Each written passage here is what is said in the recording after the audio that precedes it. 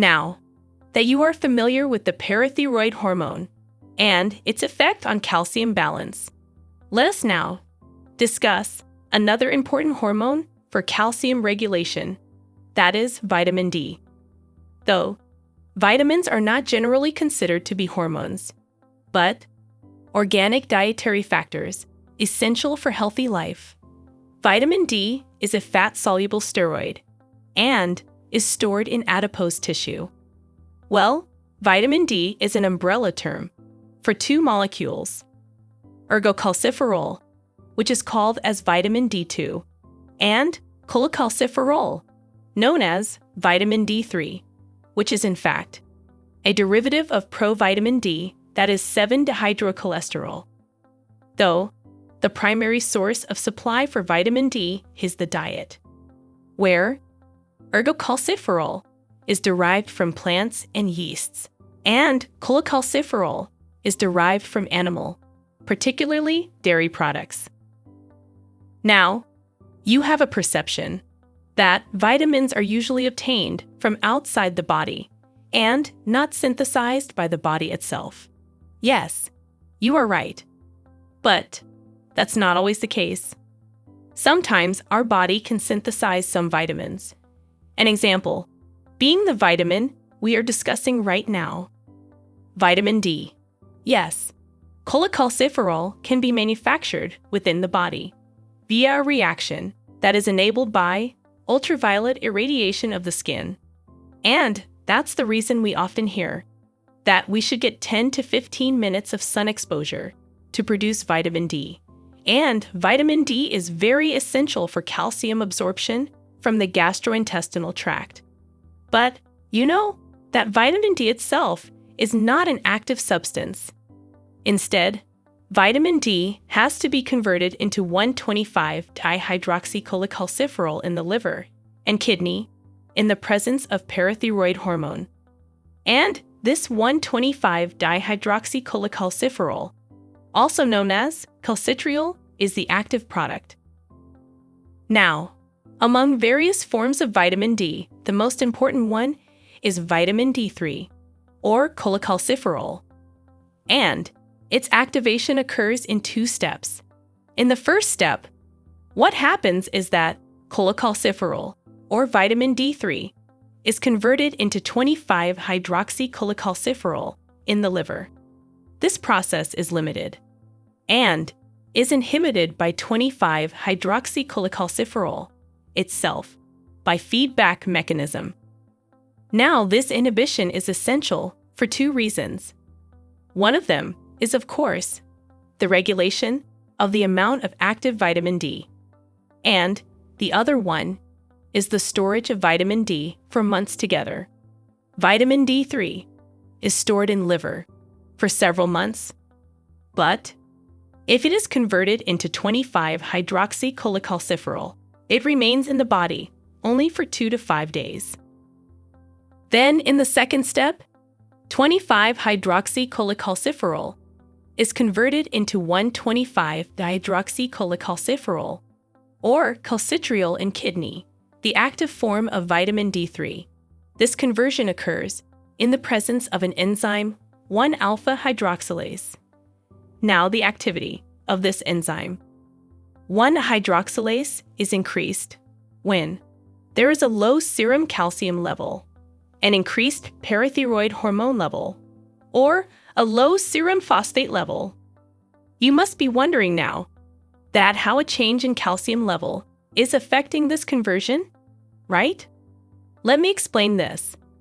Well, you know that when calcium ion concentration decreases in blood, it increases the secretion of parathyroid hormone. We have already discussed the effects of parathyroid hormone in the previous part of this video, so you guys must be familiar with that. If you don't remember that, you can still jump to that section for a quick revision. Anyways, parathyroid hormone has another important function.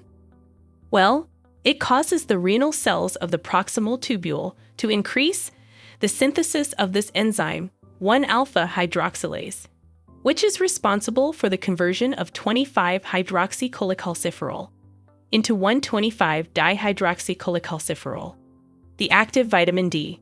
So, low serum calcium level is going to increase the parathyroid hormone secretion that will result in the synthesis of more 1-alpha hydroxylase enzyme that causes more conversion into 1,25-dihydroxycholecalciferol. Hence, we have more active vitamin D, and the opposite happens when we have more serum calcium levels. Parathyroid hormone secretion is inhibited. Hence, the conversion is inhibited, and we have decreased 1,25-dihydroxycholecalciferol.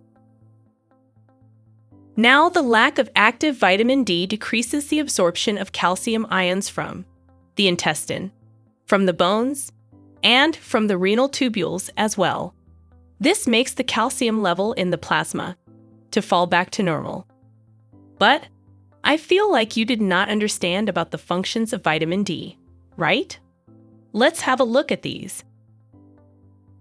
Well, the exact mechanism is still not known, but it is thought that 1,25-dihydroxycholecalciferol increases the absorption of calcium from the intestine by the upregulation of calcium ATPase and increasing the formation of calcium-binding proteins in the intestinal epithelial cells. These proteins are called calbindin T28K, and they act as carrier proteins for facilitated diffusion, by which the calcium ions are transported. The proteins remain in the cells for several weeks after 1,25-dihydroxycholecalciferol has been removed from the body. Thus, it is causing a prolonged effect on calcium absorption. Another effect of 1,25-dihydroxycholecalciferol is that it causes an increase in the absorption of phosphate from intestine, along with calcium, while the excess plasma phosphate is excreted by the kidneys by the action of parathyroid hormone. Now, in kidneys, 1,25-dihydroxycholecalciferol has two main effects with respect to calcium. Firstly, it increases the calcium reabsorption in the proximal and distal convoluted tubule. Secondly, it inhibits the 1-alpha hydroxylase activity. Do you remember that 1-alpha hydroxylase causes the conversion of 25-hydroxycholecalciferol into 1,25-dihydroxycholecalciferol? So, this is a negative feedback mechanism where 1,25-dihydroxycholecalciferol is in turn inhibiting 1-alpha hydroxylase activity. Now, on bones, vitamin D also has a very important effect.